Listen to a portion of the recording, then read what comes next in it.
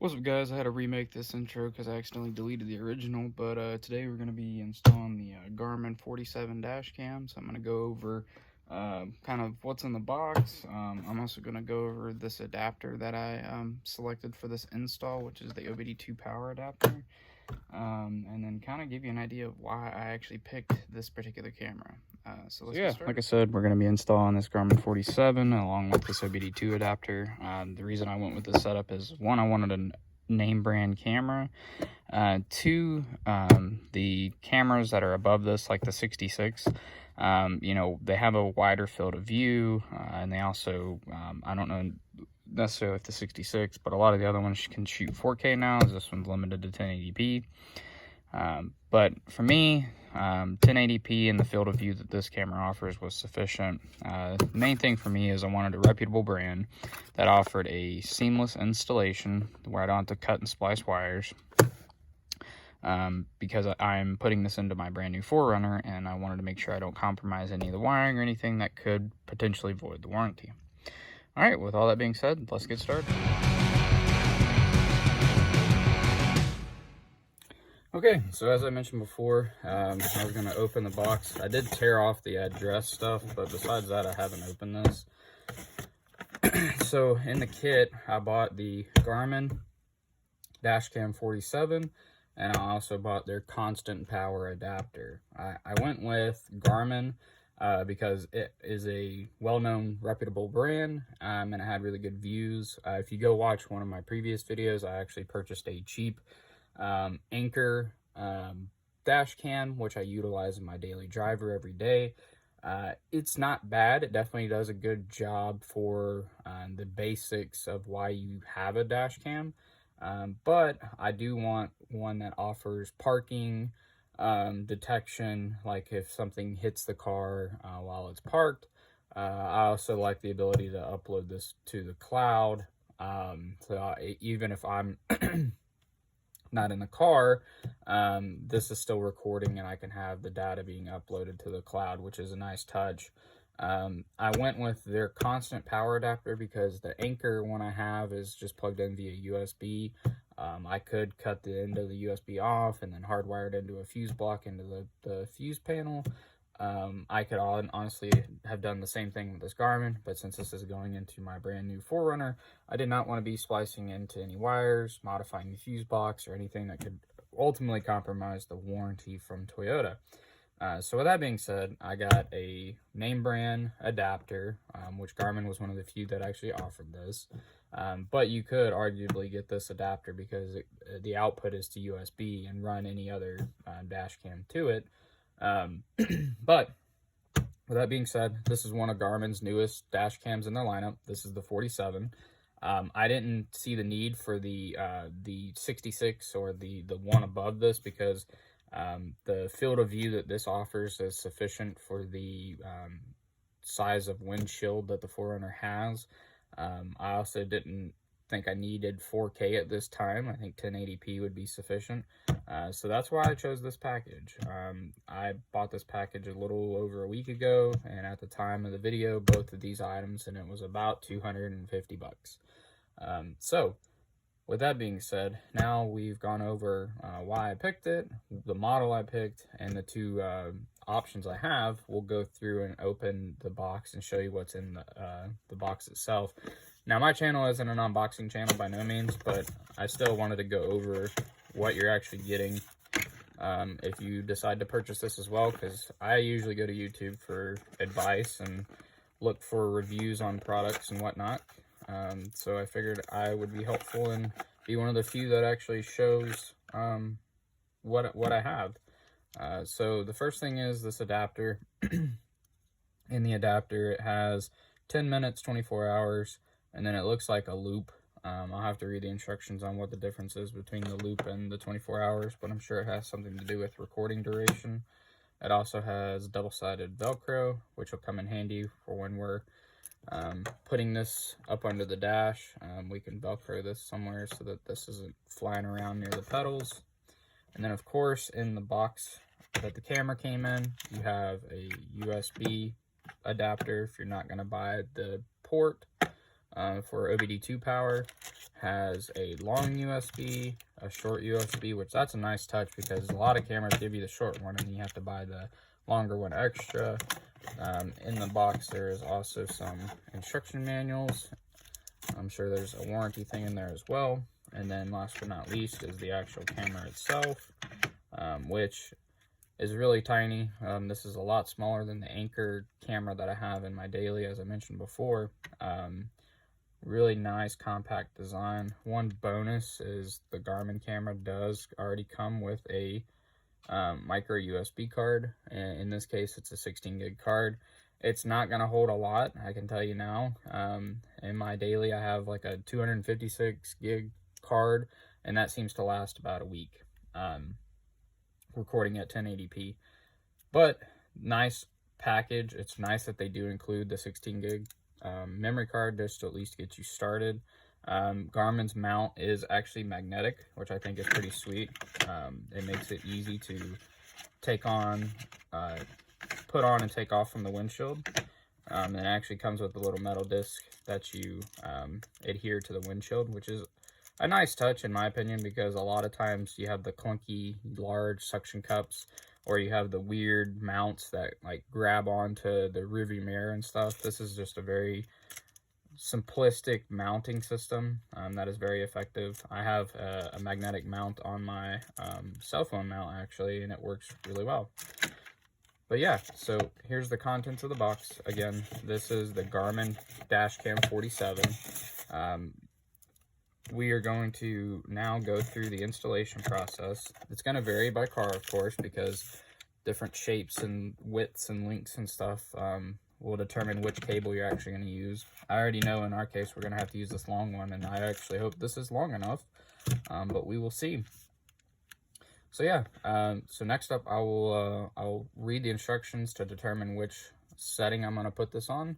And then once I've identified that, we will we'll switch over to going under the dash, or we'll plug this up. And the whole purpose of this is so I don't have to splice any wires. This is just a very clean install because it essentially just plugs into the OBD2 port, and it's just got 3 pins that grab power.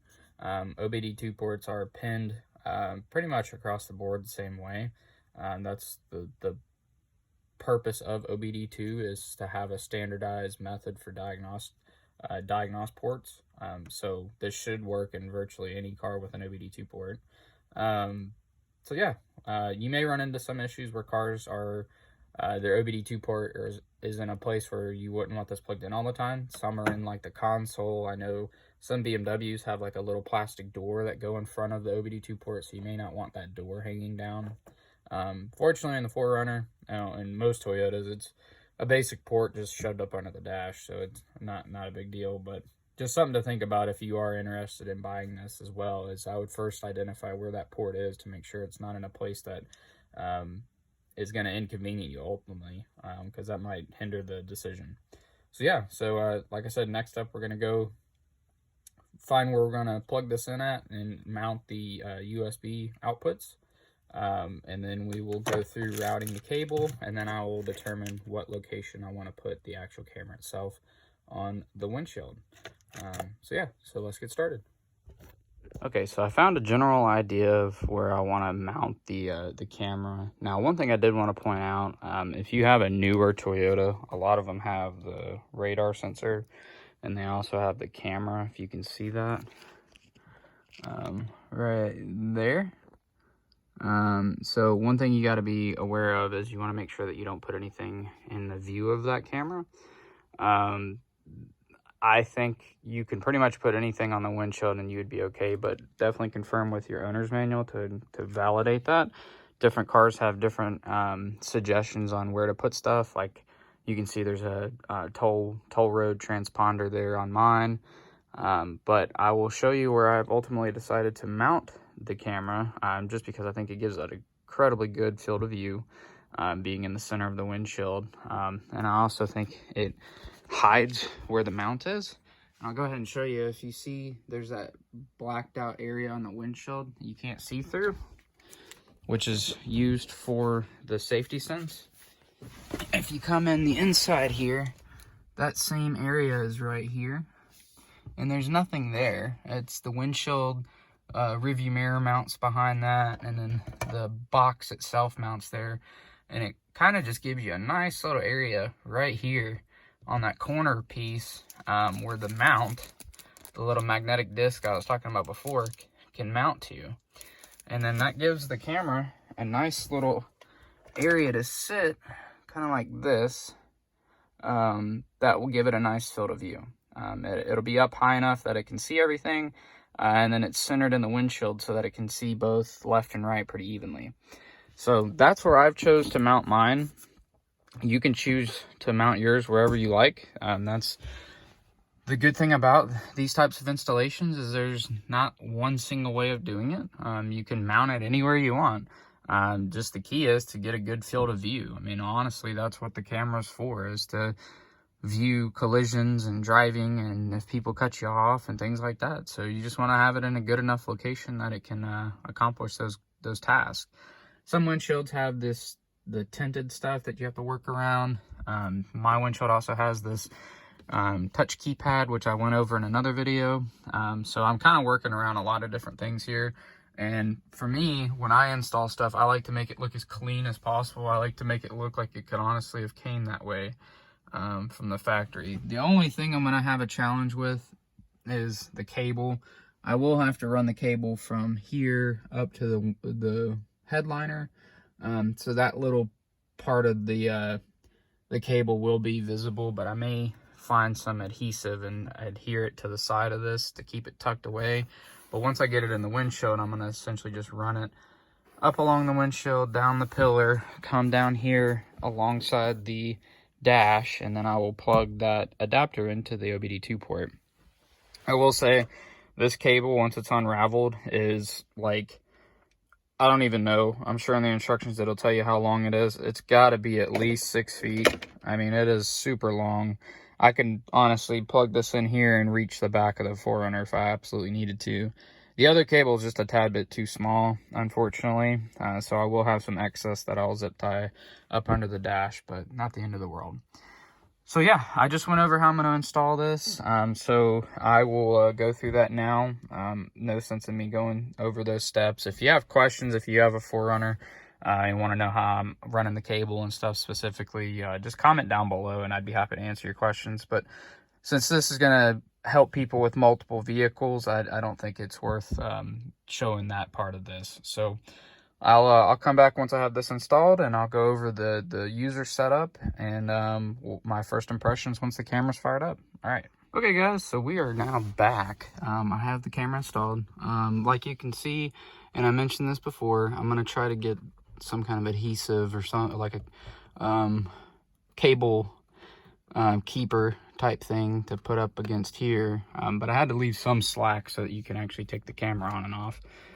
But I did get it up into the headliner. Shout out to Toyota for always using this headliner material. It's super easy to work with. I did pull it back though, got it tucked up in there.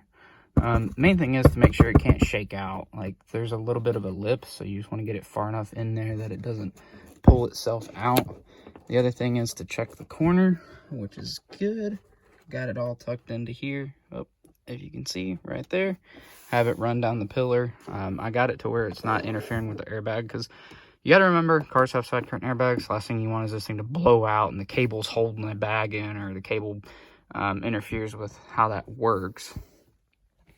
But then it ran down through the weather stripping down the side of the dash.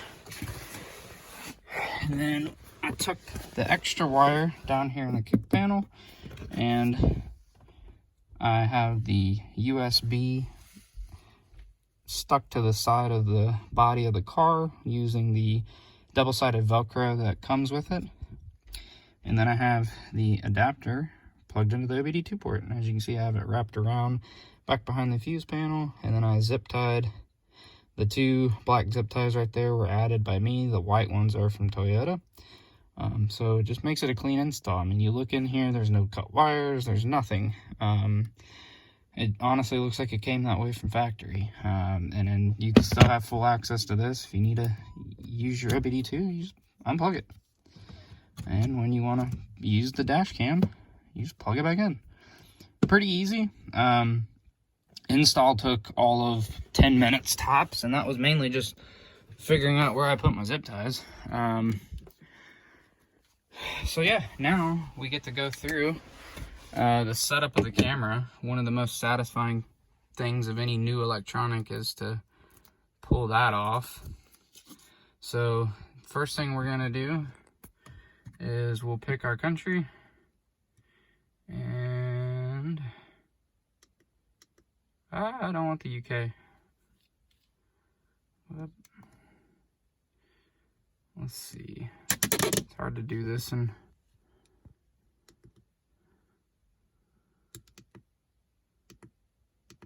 all right, so let's see.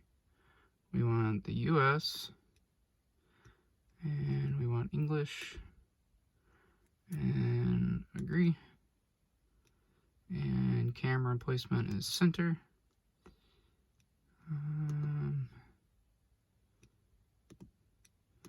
Looks like it gives you options for vehicle height, so we'll put tall. I don't want audio. And it wants me to get the drive app. And then here we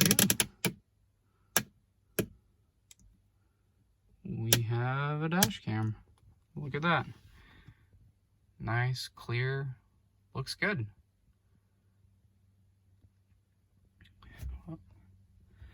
So I'll go and download the Garmin app, and we'll take a look at some of those settings that it offers as well. All right.